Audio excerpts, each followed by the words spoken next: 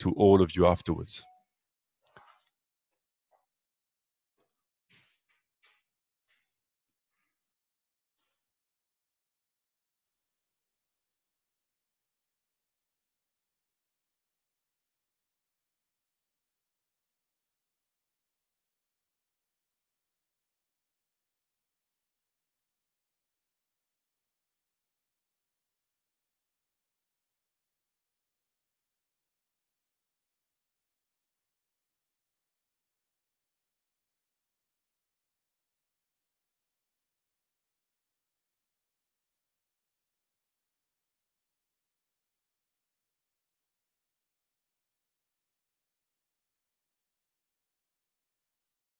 Toby, you hear me? Please click on unmute in order to.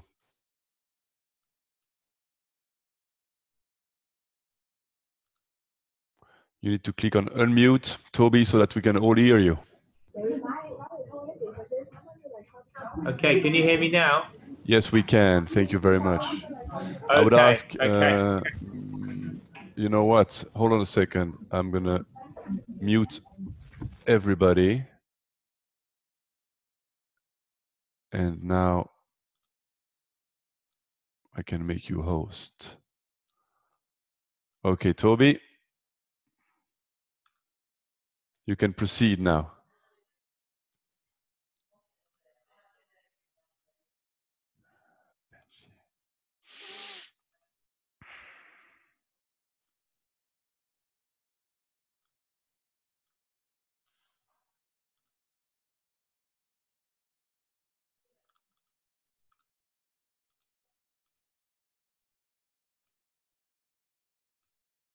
Okay, Toby, if you unmute, you are now the presenter. You can proceed.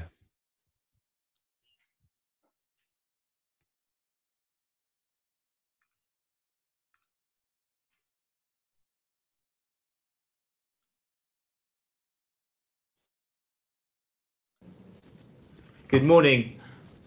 Good morning, Toby. Can you hear me now? Yes. Can you hear me now? Yes. Okay. Perfect. Third Thank time you. lucky, I think. Okay. So thanks once again. Thanks for the chance to speak to this group. I run the Robusta coffee futures contract for ICE Futures Europe, along with the other soft commodity contracts here. That means that my team here in London run the delivery process for the contract, which encompasses turning futures positions into physical delivery, and the warehouse keeping operations, reporting stocks, and so on. And we also, myself and Capucine, who's here with me today, we run the development of the contract, which means we take on board feedback from market participants, from traders, from roasters, anyone using the contract, and look at market developments and try to keep the contract rules, terms and conditions in line with the current marketplace. So we don't have that much time this morning, and due to these tech problems, it's probably mostly my fault, so I do apologise. We've got even shorter time. It's a short window to cover a lot of topics, and I had some suggested topics from the SCTA which were great. We have the standard topics that we try and cover to build the presentation, but then there's other things of interest.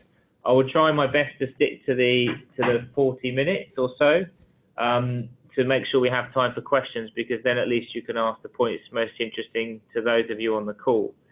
So some of the points I will whiz through. There's quite a few slides. I'll try to go more slowly on what I think are the more interesting points.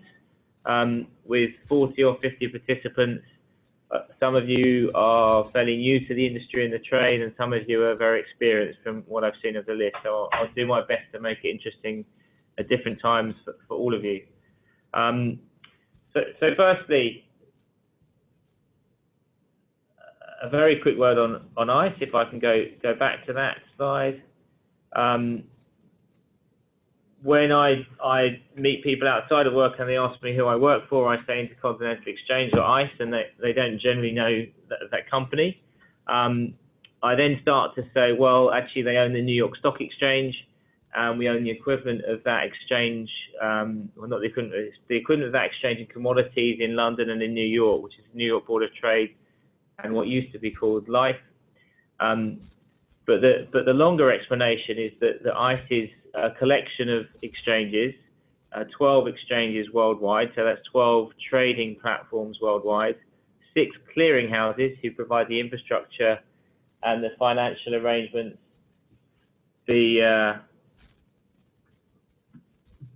behind the trades, and we'll go on to that in a moment.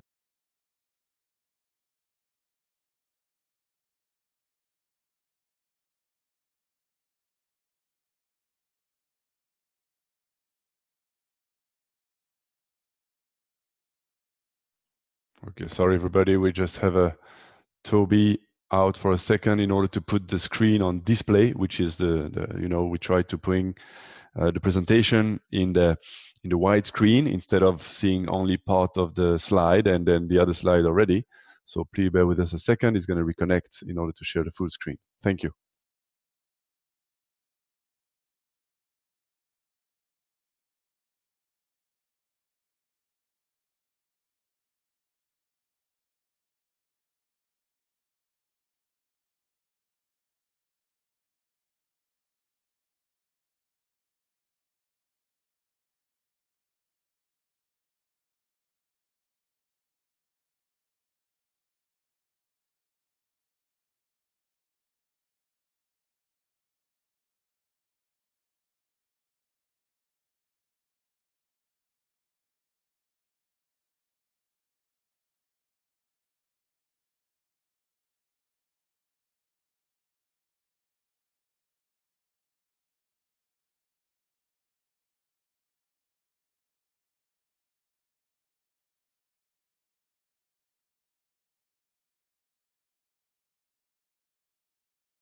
Can you share?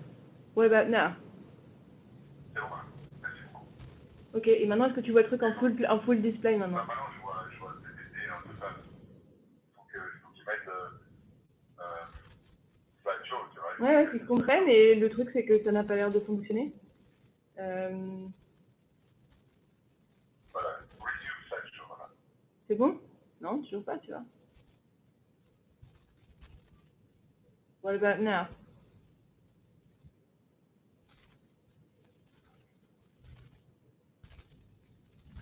Let me change this. Tu sais quoi, continue avant, c'est pas grave. Ok.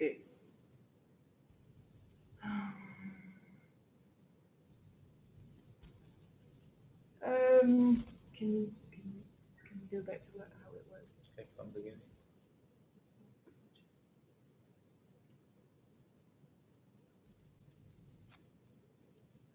It's quite slow. Yeah. Et en bas à droite, le logo. Ouais, je sais bien, mais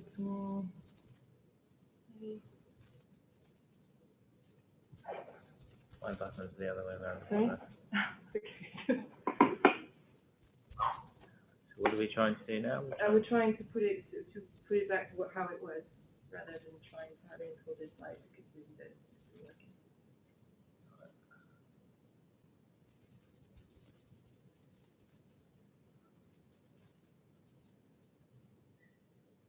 Peut-être que tu mets une caution sur le display avant de te connecter.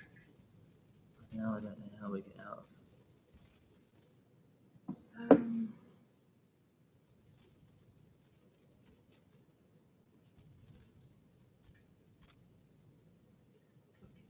Stop share and try again.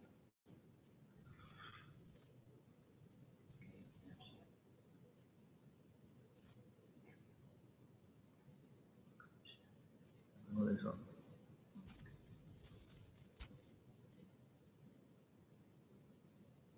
Tu l'as maintenant? C'est comme avant, c'est déjà pas mal. Ok, mais on va rester comme ça alors. So they just do both. Yeah. Well, we'll leave it this way, if that's okay. Am I unmuted? Yes, you are. You are. Please proceed. It's not the best because we can't see the whole screen, but it's better than not at all. Thank you. Okay, so in the interest of time, moving along then, I think you can already see the next slide coming up. So that ICE is a collection of exchanges and clearinghouses, and now 50% of the revenue of the business of the entire group comes from data, as well as the trading business. The important points for commodities were the acquisitions, firstly of the petroleum exchange, which was the Brent crude contract. So ICE is home to the Brent crude contract, so 50% of the world's oil futures and pricing trades on oil. But for soft commodities, the important steps were buying the New York Board of Trade in 2007, and that brought with it the Arabica, the Coffee C contract. And then in 2013, ICE acquired NYSE Euronext Life. So that brought with it the London Robusta contract. So with those two acquisitions, 2007, 2013, ICE became the home globally for trading soft commodities and for trading coffee futures. I think one of the points that was raised as a question was what was ICE thinking of when it bought Life in 2013? So I think the strategy behind that was obviously much wider than thinking about coffee futures. Euronext itself was diverged and became independent, and ICE kept NYSE, so the stock exchange in New York, which is a very important part of the business for equity listing and capital raising and equity trading. So that diversified the ICE business already. And then with Life, it was buying the commodities business, but also the fixed income business, so bond trading and so on. So the decision, there's a whole number of things behind that decision to acquire Life in 2013.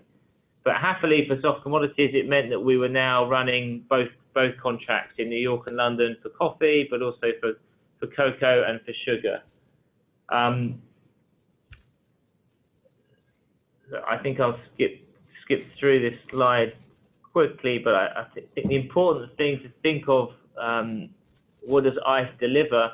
Forget the bigger company, but just for the coffee market and for futures trading in the coffee industry, that service is bringing together all of the coffee industry stakeholders. So it brings together producers, not directly. There's not many coffee farmers that would trade futures directly, but indirectly via merchants. It brings together them with the end users, so the roasters that are roasting coffee and then selling it to the public. Brings them together with finance providers, so banks that are financing that whole industry and operation, and also investors, so pension funds who are investing money in equities but also commodities. And then you have day-to-day speculators and longer-term speculators. It brings together all of those participants into one marketplace. And by doing that, it provides a fair and transparent market, and it brings liquidity. So the producer or the seller from Vietnam can find someone to buy his coffee, even if it's not the right time for the roaster. It provides a price discovery mechanism, which is very efficient by bringing together all those participants in one place in real time. You no longer have the situation that was there 50 years ago, where it would take 2 days for an order to go from a farmer or a collector of coffee in origin all the way through to London and be executed. It can be done in minutes. So you have a very efficient price discovery mechanism that's transparent. It's all on the screen, and is available to everyone. So that then provides efficient tools for all the participants in the industry to manage their price and their counterparty risk. So with more time, I'd go right back to the basics of the futures contract, but I'm going to assume that most people on this call know what a futures contract is. It's an agreement to buy or sell commodities in the future at a price agreed now. Now, what people possibly haven't stopped to think about is the difference between the exchange, which is ICE Futures Europe, and the clearinghouse, which is ICE Clear Europe. So ICE as a group has these two functions under one roof, but that doesn't always have to be the case. So previously, if you went back 15 years or 10 years, then the exchange would have been Life, and the clearinghouse would have been the London Clearinghouse, so LCH. So the two functions, the two companies are actually entirely separate. Now there is ICE launched its own clearinghouse 10 years ago, which gains efficiencies in the trading and clearing process. So what happens in the real world, if you like, is that your participant will be looking at the coffee prices globally, looking at his screen usually, and then he'll enter a trade, either electronically if he has his own trading screen, or if he doesn't, he will phone that trade, he'll phone that order through to a member. And the member is typically a bank, virtually all banks, who are providing finance and trading services to their clients, who are trade houses or other participants. So the order comes from the screen or from the phone of the participant through the member, which is a bank, and then it goes electronically onto ICE Futures Europe. So ICE Futures Europe, that box there, in reality, that's what's called a trading engine. So a giant server of computers that's actually based in North America, but we have 4 of these centers around the world processing millions of trades a second, and actually billions of orders, because not every order becomes a trade. So ICE Futures Europe takes in those orders from participants via the members, goes into the trading engine. They're matched by ICE Futures Europe. So buyers are matched with sellers, or the buy order is matched with a sell order. It's matched with a sell order, but the two are not counterparty to each other. The counterparty in the middle is actually ICE Clear Europe. So from the point that the trades are matched, they're passed on to ICE Clear Europe, the clearinghouse. ICE Clear Europe registers those trades and clears them, which means it takes in the financial transactions necessary behind the trades to pay for them. From that point on, the clearinghouse goes back to the member, the bank that acted on behalf of the trader, and they take margin. So they take an initial margin up front, and which is a down payment on the trade, and then day to day, overnight, they take what's called variation margin, which is a payment to ensure if the trade starts to go the wrong way, then the participant will pay a variation margin as a further guarantee that they're still in the trade.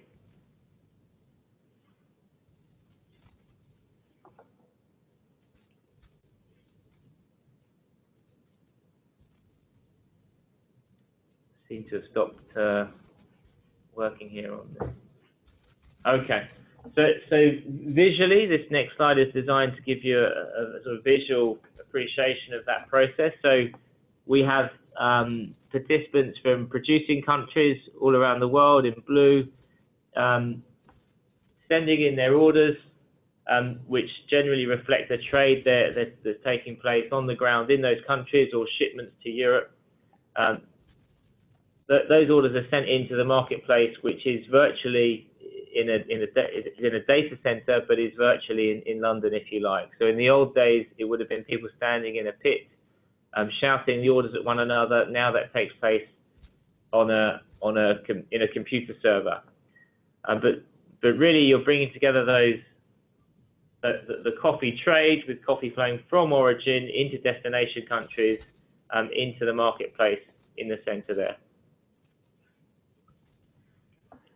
So moving on to the coffee contract itself. The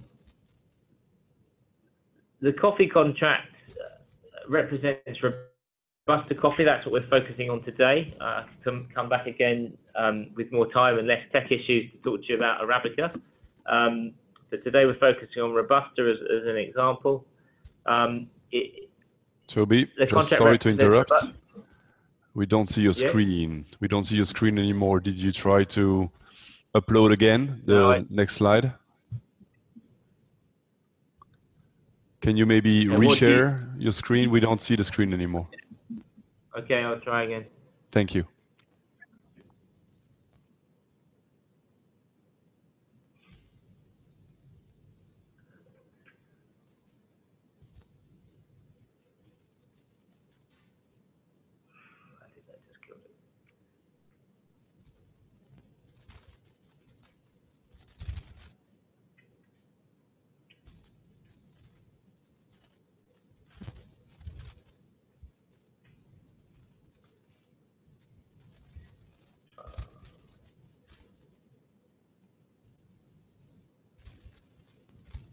I'm trying to reshare again. I seem to have lost the invitation to the.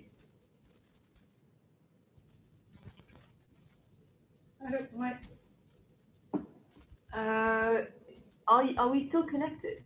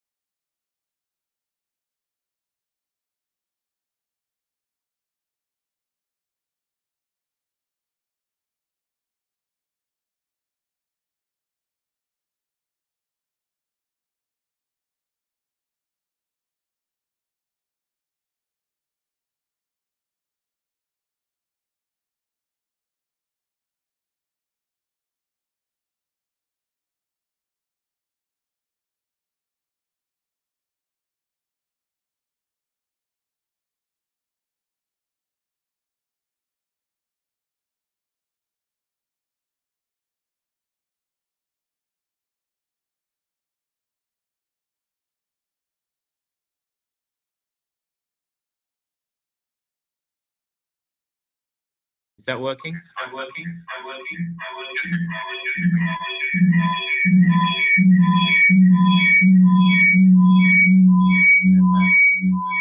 Okay, Toby,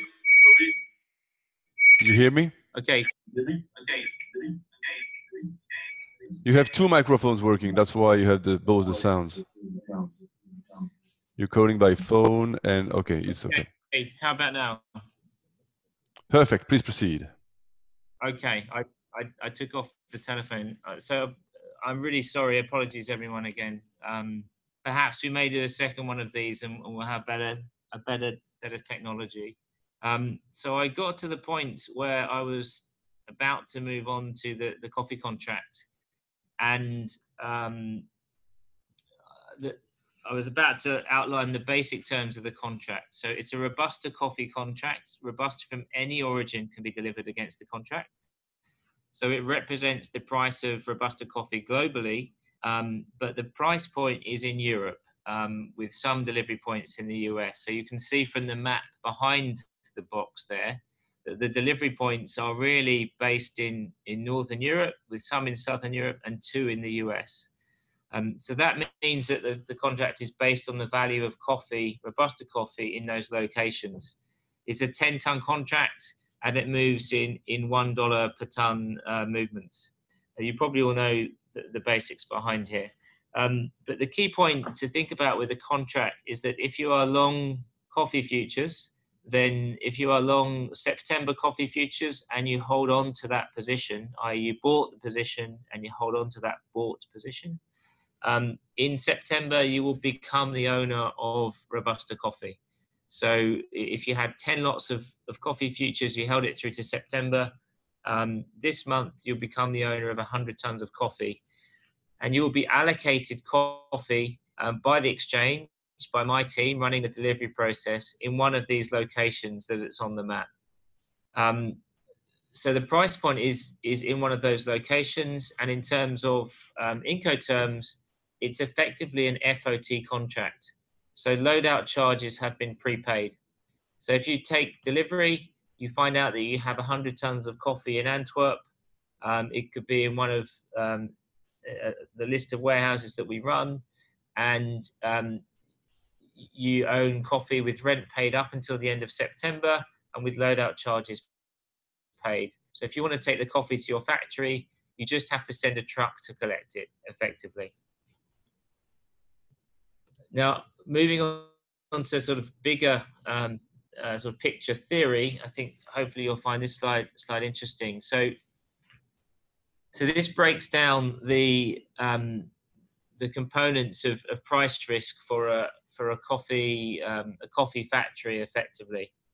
So if I own a factory, I've invested in the machinery, and then I have contracts to sell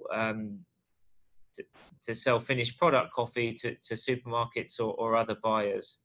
So I have an outright price risk for the price of coffee delivered to my factory.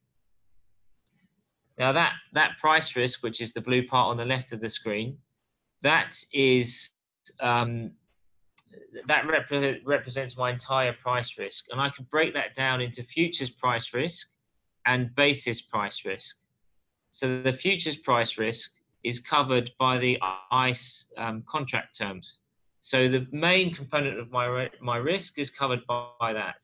So that means, as just explained, I've covered the risk and covered the value of coffee free on truck in a European or North American warehouse, where that's unlikely, of Robusta coffee.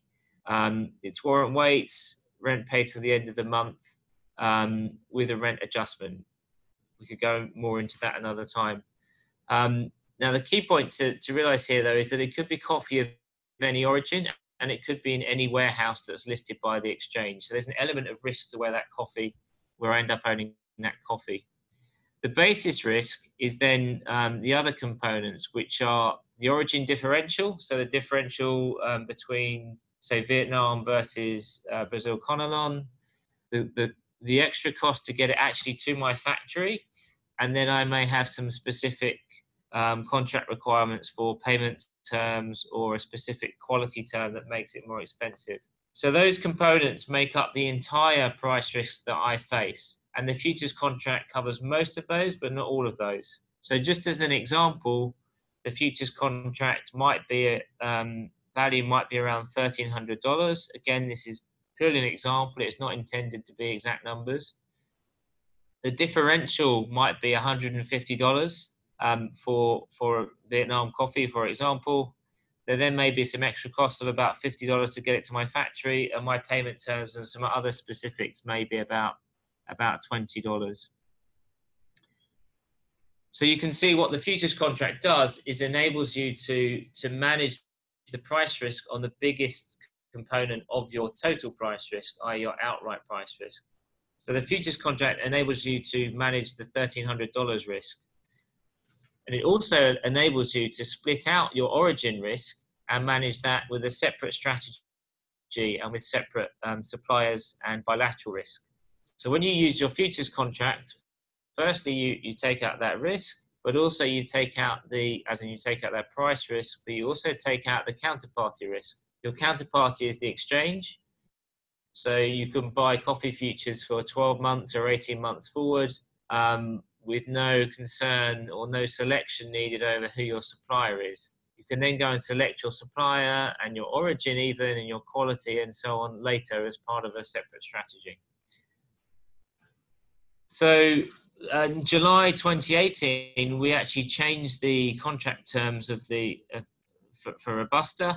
The short version of that, many people would summarize it to say that we turned the contract from in-store to free on truck.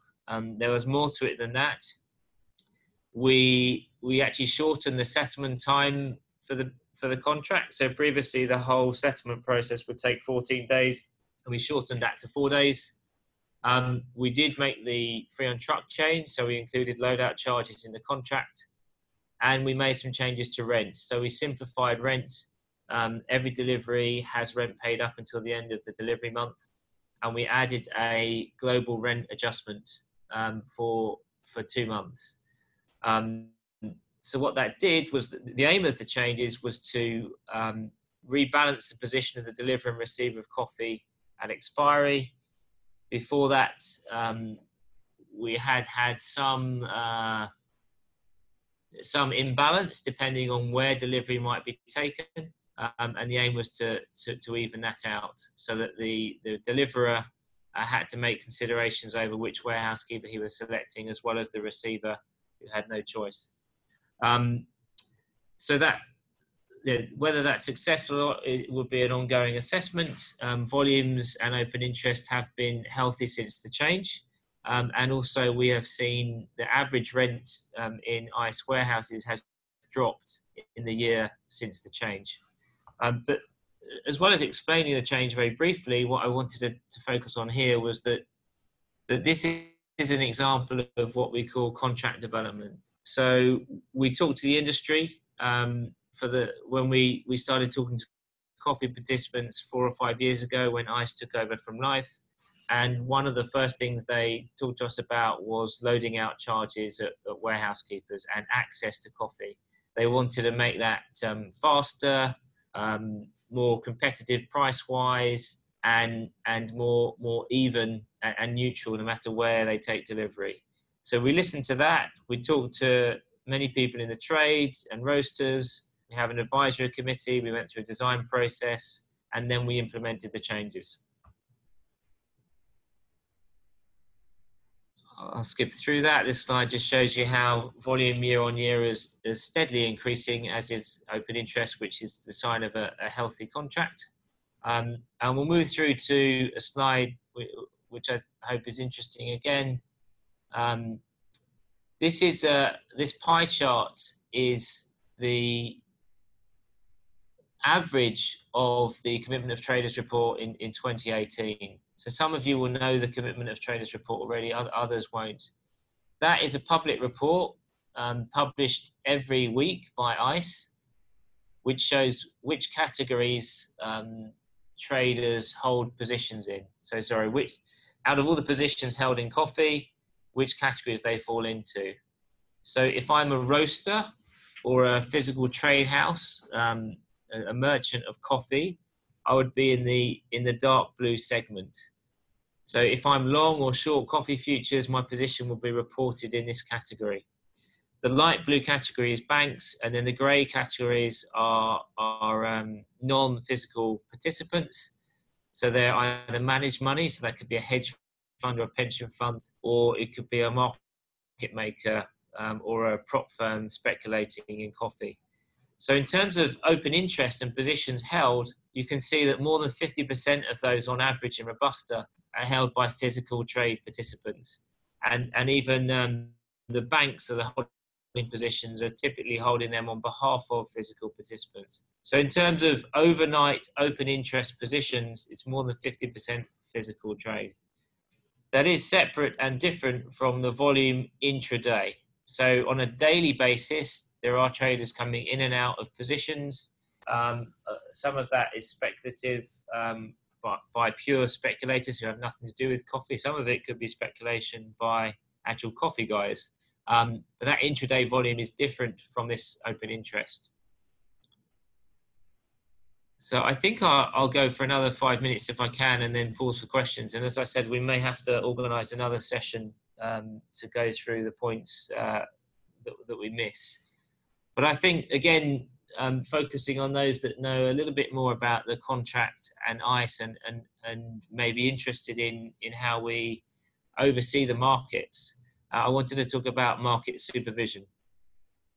So we have a group within the exchange here in ICE Futures Europe, and there's the equivalent group in Atlanta for ICE Futures US, and they're called the Market Supervision Group.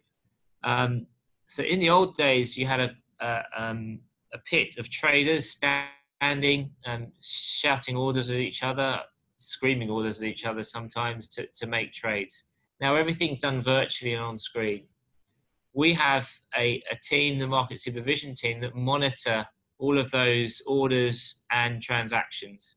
I say transactions, those orders and trades. So they sit in a completely separate environment, with appropriate privacy and information security controls and so on. And they monitor the price action and the orders coming into the market. And the key function for them is to make sure that there's an orderly market. So to make sure that trades coming in, bids and offers coming in are not distorting price, and also that mistakes aren't made and that markets don't trade out of control. So they do that by setting what's called an anchor price in the front month. So the front month is, well, right now it's September, but we're in the last few days of the September contract. So the supervision team would have moved on to look at the November contract for coffee, where most of the volume and the open interest is. And they will, at any one time, they will set an anchor price in that contract. So this will actually be done automatically by software for all of the contracts that they're managing. I mean, you may imagine that we or the market supervision team are running hundreds of thousands of contracts at any one time. There are 2 or 3 guys in the team that are experts in the softs markets. So they will have software monitoring the action, setting this anchor price, and then when necessary, they monitor that, and when necessary, they may manually intervene to move the anchor price. But really, that anchor price is setting value in the front month where all of the trading takes place, and then off the back of that, there is calculations to make sure that the other months. So in the case of coffee, from November, they look at January, then March and May, and so on, to make sure that price action is in line. So from the anchor price, they set a non-cancellation range and a reasonability limit. And in coffee, in Robusta coffee, that is $20 above and $20 below the anchor price. What that means is it's actually impossible to trade more than $20 away from that anchor price. So if I accidentally put in a bid to buy $30 above the market, above the anchor price, that would be rejected. I could put in an offer because most people want to sell above the current market price. They're optimistic. I could put in an offer and that would be accepted, and that would sit there waiting to trade. But if I put in a bid, it would be rejected. And similarly, on the downside, if I tried to sell too far below market, if I tried to sell $30 below market, it would be below the cancellation and reasonability limit, and that order would be rejected. So what these limits do is they prevent mistakes, and they prevent something strange happening in the market. There is also, beyond that, $50 above and $50 below the anchor price, there is an interval price limit. So that's actually a circuit breaker to prevent the market moving too quickly, too far too quickly. So there's a $50 limit interval up, above and below, and if the market moves through that interval in less than 3 seconds, the market pauses, no more trading takes place for 15 seconds, and that's a period for more bids and offers to come into the market and stabilize it again.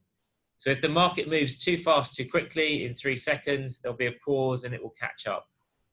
So what this does is it keeps the contract, it stops it from jumping too fast, too quickly, which could happen with computer generated trading, with algorithms, or just with mistakes by someone trying to enter to buy 10,000 lots instead of 1,000, which can happen and did happen during the early times of computer trading.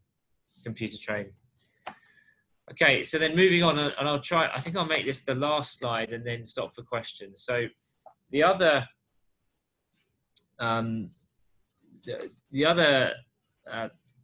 function that market supervision cover is position management. So as well as that day-to-day monitoring of the market to maintain orderly price movements, they oversee the position management regime. Now this has 3 components. So firstly, actually the bottom box, there are stocks. And quite simply, as we approach expiry, so as we approach the first notice day, the supervision team, working with my team, check that any short positions have enough stock to deliver. So if they are short, if a company was short 2,000 lots of Robusta futures, we would be checking if they have 20,000 tons of certified stock available to deliver. This is fairly straightforward, as all stock has to be certified and registered ahead of time on our Guardian system, and it has to have passed grading, which we can cover another time. That's the first most basic function. The second is position management. So there are delivery limits for coffee and for the other soft commodities. For coffee, it's 7,500 lots, so 75,000 tons. And this applies for both the short and the long positions. And this means that going into the delivery period, so going into first notice day, individual company positions must be below 7,500 lots. Now, ICE can look across banks. So if a company holds positions at 2 different banks, so if they say held 5,000 lots at one bank and 3,000 at another, we can look at the 2 positions, realize they're with the same company, and see that they have 8,000 lots. They would be above the limit, and that company would be contacted by the supervision team and asked to reduce their position below the limit. Now, exemptions to the limits can be applied for, and they are granted under certain terms and conditions. All of this is covered in our position management regime document, which is public, and I can point you to if you're interested. So those exemptions are possible. They must be applied for more than 7 working days before first notice day. So an application would be made, making the case for an exemption. There are prescribed possible exemption reasons, and that application will be dealt with by the supervision team and either granted or rejected.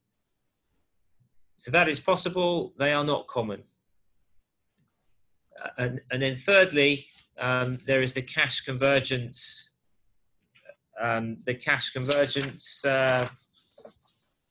Function, and that is the more complicated one, but it is essential to keep the market, the futures market, in line with the physical market and maintain its effectiveness as a hedging tool. And this is most commonly looked at from the long side. So if I'm a company holding a long futures position at expiry, that means I'm going to take delivery of coffee. So the standard approach to that would be to long the front calendar spread. So at the moment, I'd be long September futures and then short November futures. I would then take delivery of coffee in September. So I would take physical ownership of coffee in September with a September long position. And I would then be holding a short position against November, so a hedge against November futures. So I've bought coffee against September long, and I still have the hedge against November. So if the September-November calendar spread is plus 50 or 50 over, I'm effectively deciding to take delivery and buy coffee at a price of 50 over November. And I'm buying that on an FOT basis in an exchange warehouse. So I can look at the exchange stock reports, and I can look at the recent grading results, and I can make an estimate of where I'm going to be allocated coffee and what type of coffee. So I might see that most of the stocks are in Antwerp, and I may have been watching grading for the last 6 months and see a lot of Brazilian Conilons coming through. And I may make a reasonable guess that I'm likely to take delivery of Brazilian Conilon in Antwerp. I mean, it could be in another port, it could be another origin, but that would be a reasonable guess. So if I'm long the spread at plus 50, I'm making a decision to buy coffee at plus 50, knowing what I'm likely to get, not knowing what I will get, but what I'm likely to get. So what ICE does is we look at that front spread price. So if it were to be plus 50, we'd be looking at that plus 50 price and comparing it to the price in the physical market. So if the physical market is trading at plus 100, then it would make sense to buy coffee at plus 50 via the exchange. If the physical market was trading at plus 25, then it wouldn't make sense to buy coffee at plus 50 from the exchange. So in that case, we would question the economic rationale for that trade. The key point to remember here, if I haven't lost you already, but the key point to remember is that the futures price represents FOT values, mainly in Europe, with a small chance of receiving coffee in North America. But the physical market is generally traded on FOB origin terms. So the exchange needs to add costs to that FOB price to make the conversion to the equivalent FOT price in Europe. So we take a survey of FOB prices of the main origins, so of Vietnam, of Brazil, of Indonesia. We take a price survey on a weekly basis, and we invite anyone to take part in that survey. We take those prices, and then we normalize them. You know, we knock out the extreme prices. We take the average ones in the middle. Then we add freight, finance, weight loss, insurance, and rent. All of those costs to take the FOB price and turn it into an FOT exchange equivalent price. So just for example, if we assume those costs are about $100, we could take a Brazil Conilon price, which may be minus 50. Again, just an example. So it may be minus 50 FOB versus November. We'd add $100 on for costs, and then we would estimate the equivalent exchange price to be plus 50. Similarly, if Vietnam were trading at plus 100 over November FOB, we'd add $100 of costs, and the equivalent cash convergence price would be 200. So we have this process of comparing the front calendar spread price with physical prices, and if there is a long holder going into delivery, we would be comparing the two, and if the futures price was above the physical equivalent, we would be questioning why that trade is taking place, and if necessary, giving instructions for the long to reduce that position. Now this is monitored all through the month, continuously, but it really becomes important at expiry. So as we approach first notice day, those positions, those prices are looked at more and more closely, and if necessary, participants are spoken to justify their positions and their trades. And the underlying principle of all of this is that we're running a fair and orderly and transparent market.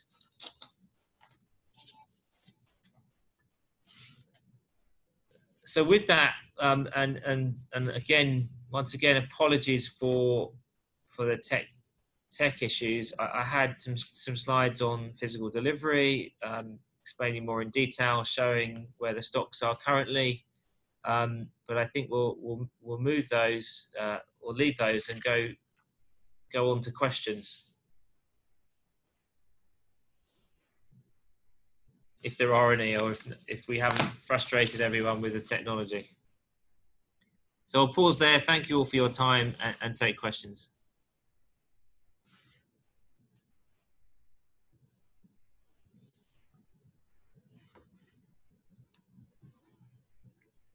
Thank you very much, Toby. Thank you for your time and explanation. I think the technical issue was quickly solved. One question is, do you agree to share this presentation with the team? Can I have it so that I can communicate it? I'm afraid not. Okay. I'd have to get some sign off from my legal team before I can share the slides. I should have said I'm very happy to meet with anyone individually. I'll be in Basel. I'm also more than happy to come and visit any of the companies represented on the call and give them the presentation in detail there. So okay. If they want to reach out to me that way, they're very welcome. Okay, that's fine. Fully understandable. Now that the ICE manage both Arabica and Robusta, what do you see are the big differences in between these two markets? And also, how did you see the life market, so the Robusta, evolve since it's belonging now to ICE? Okay, so firstly, the two contracts are obviously different. One's Arabica and one is Robusta.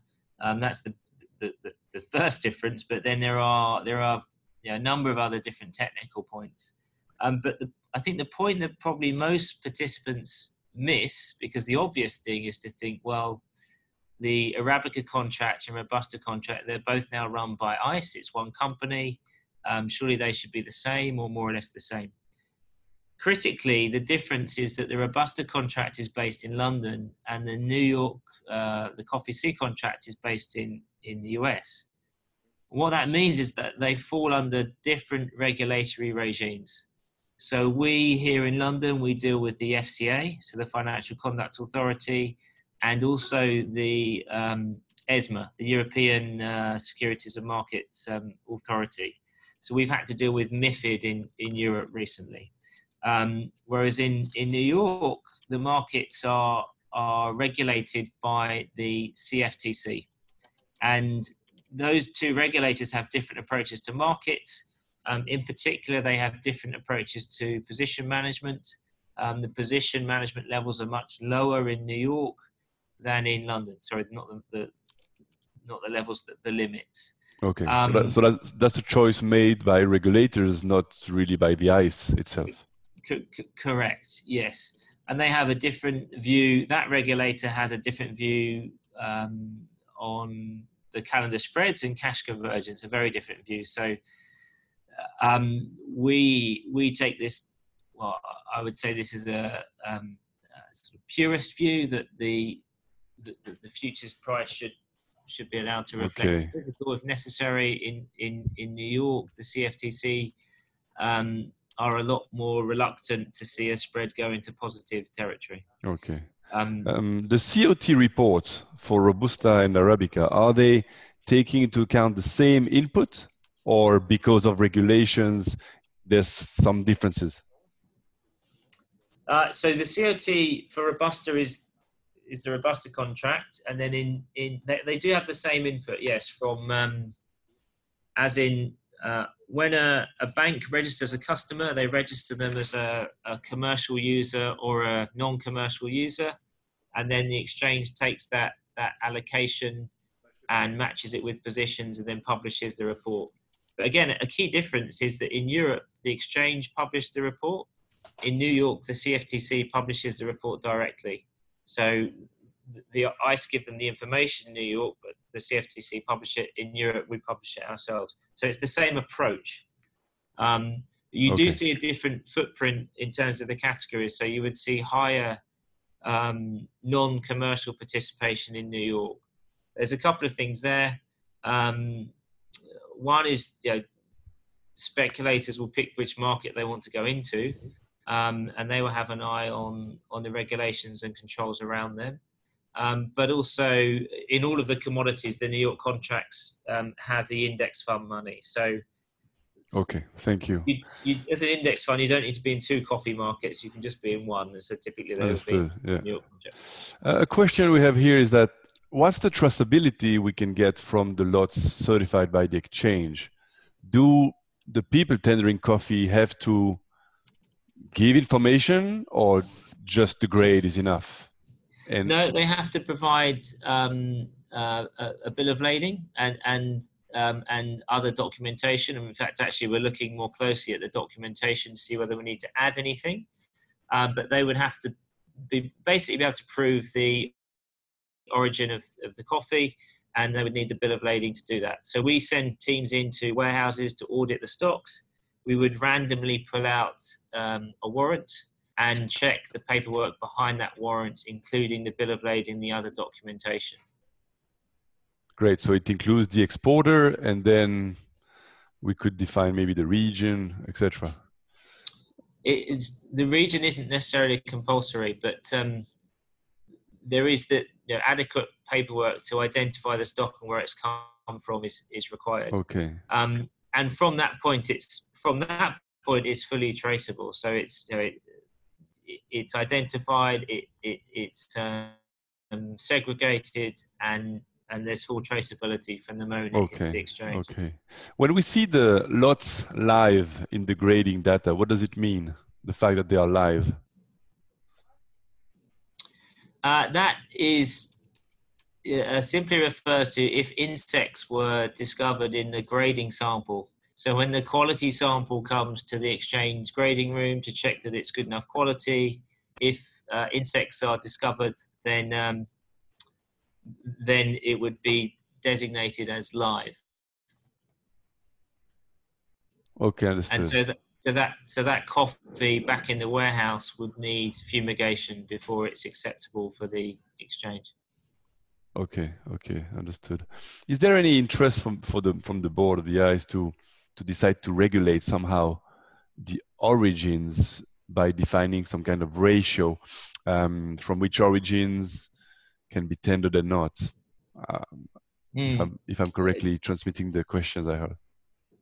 Yeah, I think I understand the question. This is a perennial question and debate. Should we not have a different premium for Vietnam versus Conilons applied to the futures market? I should stress to say that we don't try to make these decisions ourselves. We try to listen to the entire coffee market and go with the prevailing view of the experts in that market.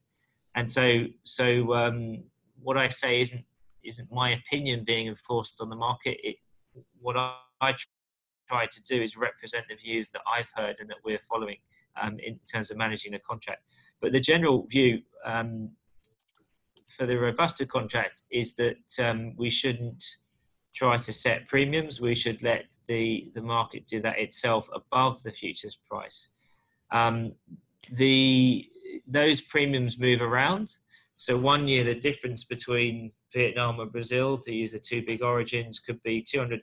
The next, it could be $100. So we, as the exchange, wouldn't be able to move the premiums around rapidly enough to stay in line with the physical market. So we therefore let the differential market above the futures market to do that job. Okay, thank you very much. A question regarding the cash conversions.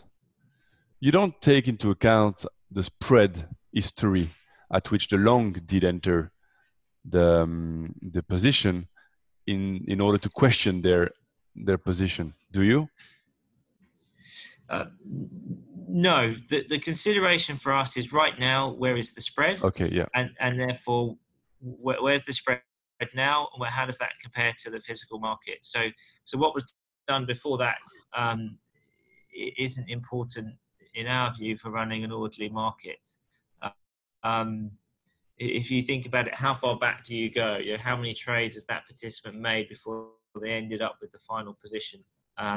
So no, it's an interesting question, but we here in Europe don't take that into yeah. consideration, but it's not necessarily the same in New York because of the different regulators and different regime. Okay, understood. Thank you very much, Toby. I've got a last question. Can you explain why, it's more a general question, why Brazil Arabica naturals are not tenderable? And I know this is a huge question, and what would be affecting the liquidity positively, so to all market participants. So why, and wouldn't there be a solution? That is a coffee C contract question, and is an interesting point of debate and a common point of debate currently. But I wouldn't like to answer that one just because I don't want to misrepresent the views of the coffee C committee, which I'm not so familiar with. But, we need to speak with New York. Yes. Well, or I would be very happy to talk to whoever posed that question in Basel, having, without saying something that might be misconstrued publicly. Okay, great. As you said, there's a lot of conilons now coming into the board, and we all know why, we all know the reasons, etc. But what are the options that would consider the eyes to handle this huge amount of conilons? Or do you look into that? Do you look into the fact that there's a lot of conilons? It's gonna maybe stay there for ages because not many roasters are in preference for this quality. What's your view on that situation? Yeah.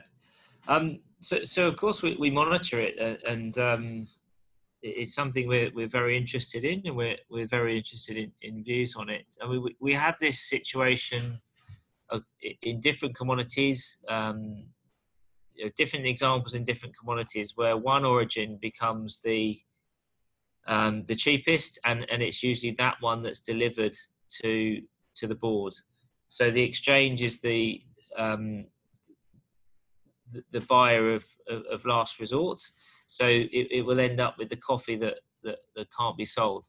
And so if that's Brazil Conilons at the moment, then that's what we'll get in coffee. In cocoa at the moment, we're getting Cameroon cocoa. So typically we get the cocoa and the coffee and other stocks that participants can't sell. And then eventually the markets adjust and they find a use for that coffee, or the price goes to a level where that coffee becomes attractive. Yes, sure. That's the main goal, right? Yeah, that's the main goal. And the other point I didn't explain earlier is that we do make these contract changes and contract developments, but they take a lot of time, because we can't change the rules now for September futures because it would be unfair to those that had positions on. So we can only make major contract changes 2 years down the line where there are no futures trading. So we give effectively 2 years notice that this big change will come into place. So if we were to be constantly trying to adapt to what's happening to the physical market, i.e., so we talked before about the price difference between Vietnam and Brazil. By the time the rule change came in, that price difference would have changed. If we did something about Conilons in 2 years' time, it may be that roasters have changed their recipes, and then Conilons are now being used more rapidly. So again, we may have changed too late. Yes, and I guess not really your role to decide what should be tendered or what should the roaster consume, right? Correct. Yeah, exactly. We try to we're the buyer and seller of last resort, and the important thing is for the market to provide an efficient hedging tool for customers and for participants. And it is important that the prices converge to match physical and future at expiry for that reason. Sure, exactly. It's not our job to set the physical market. Sure, exactly. Thank you very much, Toby. It's been a great webinar. I think we learned a lot from your introduction and more specific questions. Thank you for all the audience to participate actively and for all your questions. I hope I've been able to transmit them to Toby and accordingly. So If you have any question afterwards, of course, don't hesitate. I recorded the webinar. I don't know if Toby, I can share the record of the webinar or no? Let's talk about it afterwards, so I understand how it's going to be done. And I mean, All right, sure. I'm not sure that anyone would want to listen to a recording of me For 1 hour. But let's talk about that. But as I said, I'm very happy to meet anyone or talk to them on the phone and to hear their views, answer their questions. Great. And to come and visit them at their companies. Great, great. Thank you very much, Toby. Thank you to Capucine as well. It's been appreciated. Thank you to everybody. And the next webinar will be probably in 2020, but I'm sure we're going to meet before that. So thanks to all and wish you all a very good day. Thank you, Toby. Thank you. Thank you. All the best and we'll be in touch. Thank you. See you in Basel, everybody. Thank you. Bye. Goodbye.